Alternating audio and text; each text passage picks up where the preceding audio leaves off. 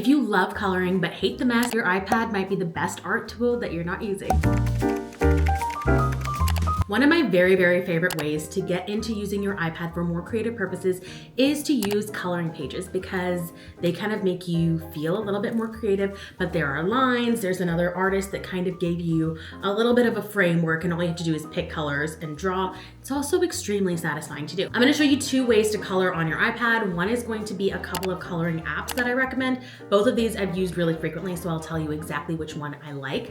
And I'm also going to show you how to do it in Procreate. The Procreate option is really great because you can pick your coloring pages and bring them in, and I'll show you exactly how to do that. You can use any coloring pages you find. This is a great way to use coloring pages from like really renowned coloring page creators like Bobby Goods, who I'm a big fan of. So that's the one I'll be showing you how to do in this. If you're new here, my name is Chantel and I make content about iPads and tech. I will leave all the timestamps down below if you want to kind of jump around and reference this later, and let's go ahead and get into it.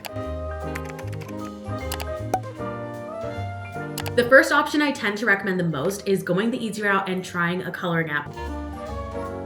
There are 2 I like. I've tried like all of the ones out there. I like Lake and I like Pigment. Both of these are really great. My personal favorite is Lake because it has ASMR sounds in it. So if you like that kind of satisfying feel of coloring and you want to hear it, all of the different markers and all of the different art tools have their own sounds, and this is really fun. You can choose to turn those on and off though. So if you don't like those, don't let that turn you off from Lake. Pigment is great as well. Both of these apps are very, very similar. They have hundreds and hundreds, if not thousands, of coloring pages in there from a ton of artists, and you're able to kind of go through. You are guaranteed to find something that you like and you will never run out of options. I think both of these have a free version and both of them have a paid version. I use the paid version of Lake and I love it. Option 2 is a little bit more of a custom approach. And we're gonna use Procreate, and you can use any coloring pages that you want. This is a great way to use and support your artists that you like. I really like Bobby Goods, for instance, so if you see those like super viral, fun coloring pages from specific artists with their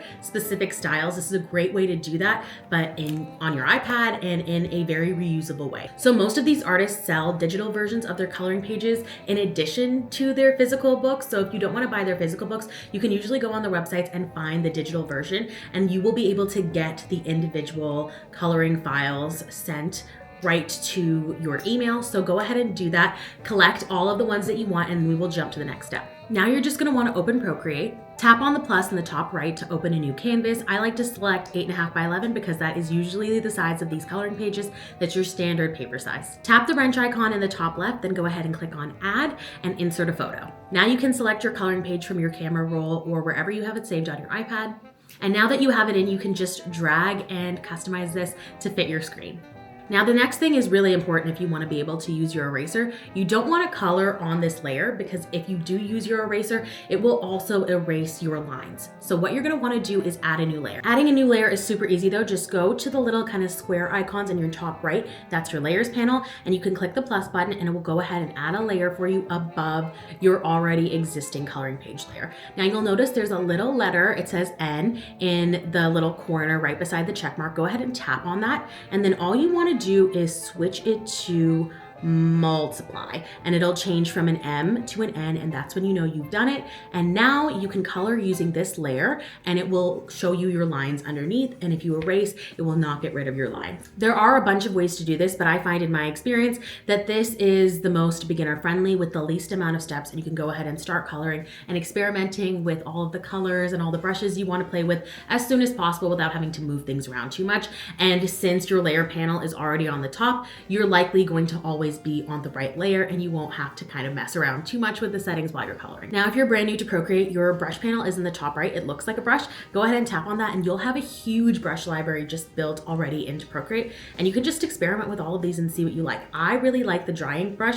So if you go to inking and you scroll down a little bit, you'll see dry ink, and I like the texture of this. I think it kind of gives like a crayon coloring effect, but you can kind of experiment. There are markers, there's pencil looks, there's paint looks. So whatever is your preference, you'll be able to do with this. And changing your colors is super easy too. Just go ahead and click on the circle in the top right and it will open up your color panel for you. You can kind of choose colors however you prefer with your disc, with your classic, with your built-in palettes. A little tip that I think is a really fun thing to share when you're first getting started is that you can use Pinterest to find aesthetic color combinations, and you can drag and drop those into your Procreate with just like a couple of steps. All you wanna do is split screen with Safari and open up Pinterest in your Safari browser. Now just go ahead and search for a photo that has the colors that you like, and you can simply grab it and drag it over into your color panel section, and it will make a color palette for you. And that color palette will be saved there. So you can close up your coloring and come back to it anytime, and those colors will still be there for you. So you can make your own custom color panels if you'd like, and you can use cool photos to bring in colors that you kind of want to use and experiment with. Now, another thing I really like to recommend if you really want to give it that like paper-like satisfying feel is to use a matte screen protector. There are a bunch I recommend. I will leave them down below, but I do recommend if you're going to color and you're using a matte screen protector to make sure you get a different tip than the Apple Pencil tip that you're going to have. I just use this little metal tip here. They're super inexpensive from Amazon. There are like tons of packs. The only reason I recommend this is if you're coloring on a matte screen protector, of course, you're going back and forth. There's a lot of friction on that little Apple Pencil tip. And if you're using like the standard silicone one, it will wear down really fast, like potentially within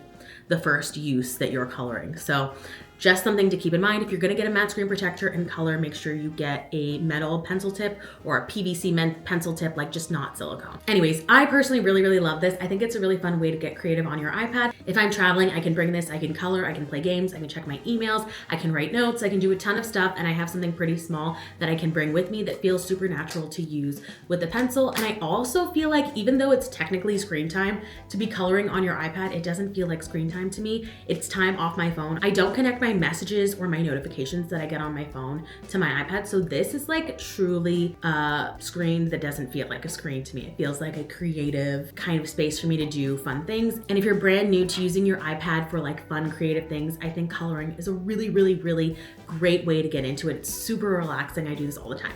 So if you found this helpful, go ahead and like and subscribe. It helps out this little channel so much. And I will catch you next time. Bye.